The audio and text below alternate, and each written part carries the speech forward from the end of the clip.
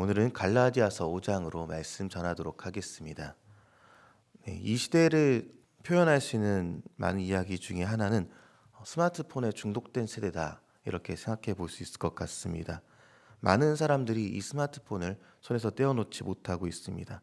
예전에는 청소년들만 그렇다라고 여겼는데 이제는 세대를 불문하고 모든 사람들이 스마트폰과 함께하며 이것에 중독되었다라는 표현을 하죠. 몸에서 떨어지면 불안하고 힘들어하는 것을 보게 됩니다. 그래서 많은 전문가들은 이 스마트폰에 중독된 전 세대에 대한 우려를 표하고 있는 것을 보게 되죠. 이 중독이 얼마나 무서운지 걸어가면서도 스마트폰을 보고요. 또 지하철이나 버스에서도 스마트폰을 보게 됩니다. 중독의 정도가 심해서 다른 사람과 대화를 나눌 때도 이 스마트폰에서 눈을 떼지 못하는 경우가 있고요. 또 식사할 때도 놓지 못하고 심지어는 운전하다가 사고가 나는 경우도 있게 되는 것을 보게 됩니다. 또 스마트폰뿐만 아니라 현대의 많은 사람들은 무언가에 중독되어 살아가고 있는 것을 보게 됩니다. 도박, 술과 같은 것뿐만 아니라 사람과의 관계, 이단, 돈, 이런 사상들의 중독에 많은 사람들이 목숨의 위협을 받고 있는 것입니다. 중독에 대한 전문가들이 말하기를 무언가에 중독되었을 때 해결하는 방법은 또 다른 것에 중독되지 않는 것 외에는 없다라고 이야기를 합니다. 예를 들어 TV 방송인 중에 김수미 씨 같은 경우에는요, 스스로 말하기를 담배를 끊기 위해 담배껌을 씹었는데 담배껌에 중독되었다, 이렇게 얘기를 하는 것이죠. 그 말은 내 삶의 일부가 되어버린 이 습관을 비워내면요, 이 비워낸 자리를 채워낼 무언가가 있어야 한다는 것을 뜻하고 있는 것입니다. 신천지나 다른 이단에 빠진 이 사람들이 이 이단이 나쁜 곳임을 알면서도 힘들어서 겨우겨우 빠져나오고 나면요, 다른 이단에 빠질 확률이 높다고 합니다. 이유는 그들의 삶의 습관은 변화되지 않았는데 삶에서 이단 사상만 제거하다 보니 허전해서 다시 들어간다는 것이죠.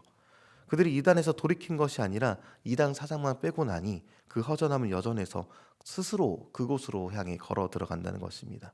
사실 이는 우리 안에서 죄악도 마찬가지인 것 같습니다. 오늘 본문에서 이야기를 나눌 수 있을 것 같은데요. 오늘 본문은 육체의 소욕과 성령의 열매를 구분해서 설명해 주고 있습니다. 사람이 육체의 소욕을 제거하고 나서 끝난 것이 아니라 성령의 열매를 그 안에서 맺어야 한다는 것을 얘기하고 있는 것이죠. 단지 죄를 짓던 사람이 죄짓기를 멈추는 것만으로는 해결이 되지 않는 것입니다. 갈라디아서 5장 17절에 기록된 내용이 있습니다.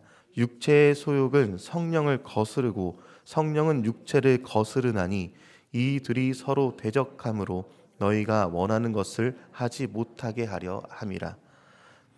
육체의 소욕을 진정시키고 제거하는 것이 중요한 것이 아니라 더 나아가서 서로 대적하게 한다는 것이죠.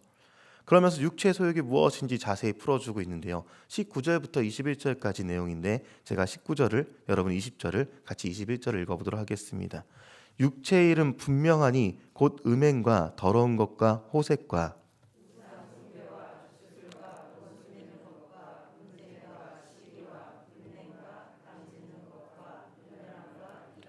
함께 읽습니다. 투기와 술 취함과 방탕함과 또 그와 같은 것들이라. 전에 너희에게 경계한 것 같이 경계하노니 이런 일을 하는 자들은 하나님의 나라를 유업으로 받지 못할 것이요. 아멘. 네, 그렇습니다. 이 일들을 자세히 살펴보면요, 음행, 더러운 것, 호색 등 성에 대한 것으로 볼 수가 있고, 두 번째로는 우상 숭배, 주술로 하나님 외에 다른 것을 의지하는 것들을 말합니다. 세 번째로는 분쟁과 시기와 분냉과 당짓는 것, 분열함 등으로 하나님의 형상인 우리들이 서로를 섬기지 않고 분내며 싸우는 것들을 말하고 있죠. 그리고 네 번째는 투기, 술 취함, 방탕함 같은 것들로 하나님이 주신 삶에 대한 낭비들을 얘기합니다. 이런 것들, 성적인 약함, 하나님의 다른 것을 의지하는 것, 서로 불신하며 싸우고 삶에 대한 낭비하는 것들은요, 특별히 이런 일들을 하는 사람들이 있는 것이 아니라 현재를 살아가는 많은 그리스도인들을 포함한 사람들이 이 세상에서 살아가는 모습들이다라는 것입니다. 음행에 중독되었고 아주 작은 손해를 보면요, 분내어 싸우게 되고 하나님보다 돈의 힘을 더 의지하게 됩니다. 그리고 삶을 쾌락으로 낭비해 버리는 것이죠. 그런데 우리 그리스도인들은 달라야 한다고 말합니다. 이런 것들을 육체의 소욕으로서 배제할 수가 있어야 하는데, 그런데 처음 서두에 그냥 배제하기만 해서는 안 된다고 했습니다. 이런 것들을 비우기 위해선 다른 것으로 채워야 한다고 했죠. 우리가 채워야 할 것은 무엇일까요? 오늘 본문에 나타난 성령의 열매입니다. 5장 22절 내용은 이렇습니다. 오직 성령의 열매는 사랑과 희락과 화평과 오래 참음과 자비와 양선과 충성과. 근데 여기서 한글 성경에 오직 성령의 열매는 이라고 번역된 부분은 헬라 원문을 보면 그러나로 시작되게 되어 있습니다. 윗부분에 육체 소욕에 이어서 말하는 것이죠. 육체 소욕은 이런 것들이다. 그러나 너희는 성령의 열매를 가져야 한다라고 말하는 것입니다. 우리 삶이 여전히 음행에 중독되었고 아주 작은 손해를 보며 분내며 싸울지라도 하나님보다 돈의 힘을 더 의지할지라도 우리가 삶을 쾌락으로 낭비해 버릴 수 없다는 것입니다. 그렇다면 그리스도인답게 그것들을 끊어야 할 것인데 서두에 말씀드린 것처럼 끊어낸 자리에 다른 것으로 채워주지 않으면 다시 죄악을 찾게 되기 때문에 우리는 성령의 열매로 우리 속을 다시 채워넣을 수 있어야 한다. 이것을 생각해 봐야 합니다. 우리가 채워넣어야 될 것에 대해서 같이 한번 읽어보겠습니다. 22절부터 24절까지인데 제가 22절, 여러분 23절, 같이 24절 읽습니다. 오직 성령의 열매는 사랑과 희락과 화평과 오래 참음과 자비와 양선과 충성과. 함께 있습니다. 그리스도 예수의 사람들은 육체와 함께 그 정욕과 탐심을 십자가에 못 박았느니라. 아멘. 네, 우리 삶에 이런 성령의 열매들로 가득 채워야만 저 죄의 사슬에서 노임을 받을 수가 있습니다. 그냥 죄를 미워하기만 하고 죄에 대해 입으로 시인하기만 한다고 해서 끝나는 것이 아니죠. 성령의 열매가 우리 안에 가득하도록 죄의 중독에서 벗어나 성령의 열매에 우리는 좀 독하게 말하면 중독되어야 하는 것입니다. 우리가 우리를 채우려는 것은 어렵습니다. 그러나 이 열매 이름이 무엇입니까?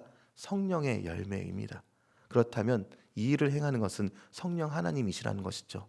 하나님이 우리를 채워주십니다. 우린 못해도 성령님이 함께 하시면 열매가 맺어진다는 것이죠. 그럼 우리가 간구할 것은 주님께서 우리를 주관하시도록 끝까지 주님께 간구하며 기도하며 주님 앞에 나아가는 것밖에 없습니다. 이를 기억하시면서 오늘 주님께서 허락하신 하루를 성령님과 동행하며 살아가는 저 여러분이 되길 소망합니다.